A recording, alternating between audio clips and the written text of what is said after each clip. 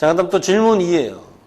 요거는 이제 질문을 하게 된 게 아마 이 케이스에서 이제 그림으로 나타내려고 하는 거는 이 공간을 만들고 난 다음에 3번을 내려야 되는데 그냥 풀 와이어 인게이지를 시키면 이런 메카닉이 10개가 작용을 합니다. 얘가 내려오도 오지만 이 와이어가 이렇게 인게이지 되는 순간 작은 어금니는 이런 모멘트를 먹어요.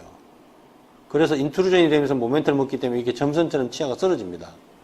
앞니도 마찬가지예요. 똑같이 모멘트를 먹고 인트루전 먹기 때문에 치아가 이렇게 쓰러집니다. 이거 트러블슈팅 어드밴스 코스에서 이런 질문을 하신 분이 있었어요. 사실 이 케이스를 가지고 오신 분이 있었는데 딱 요거예요. 그래서 이렇게 하면은 문제가 생기니까 사이드 이펙트가 생기니까 이걸 잡아주기 위해서 어떻게 하냐면 오브레이를 하는 겁니다. 단단한 와이어를 이렇게 잡아주고 그 다음 인게이지 시키면 나머지 치아들은 얘가 단단한 게 잡아주니까 이게 앵커가 돼서 A 앵커가 되는 거죠. 그래서 오브레이를 시킨 거를 캐나인에 그러자면 캐나인만 내려온다는 거죠. 이제 그걸 이렇게 표현한 겁니다. 이렇게. 근데 여기 이제 아마 라운드 SS를 한 것 같아요. 016 SS를 꺾어주고 016 나이타를 인게이지 해준 건데 여기 뭐 이제 보면은 이렇게 하니까 이게 환자가 많이 불편하죠.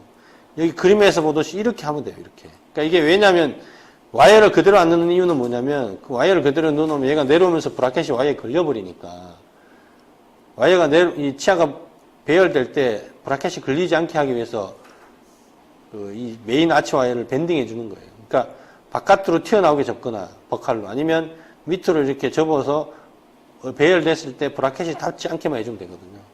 얘는 너무 위로 올린 거죠. 이렇게 되면 여기 엄청 임피지먼트 일어나요. 아파요.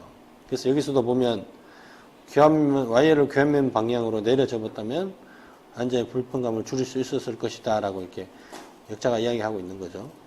말 그대로 아까 말씀드렸듯이 얘가 꺾어가서 이게 밖으로 버칼로 나오던 그러니까 버칼을 하려면 얘 브라켓 두께보다 더 두꺼워야 되겠죠.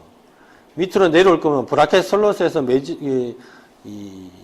인사이절 그 윙의 끝까지 그 길이보다 더 내려와야 되겠죠. 그러면 돼요. 그만 치면 됩니다. 뭐 특별히 정해진 건 없고요. 이 꺾는 거는 우리가 스페이스를 만들어 놨잖아요. 게이닝을 했잖아요. 그러면 꺾는 게 바로 여기 앞에서 꺾여, 여기 바로 앞에서 꺾여야 돼요. 안 그러면 스페이스가 클로즈 돼 버립니다. 그럼 얘가 내려오다가 못 내려오잖아요. 안 그러면 어떻게 해야 돼요? 여기 자신 없으면 여기다 오픈 코를 다시 넣어야 돼요. 유지시켜 줄 수 있게. 꺾고 난 다음에.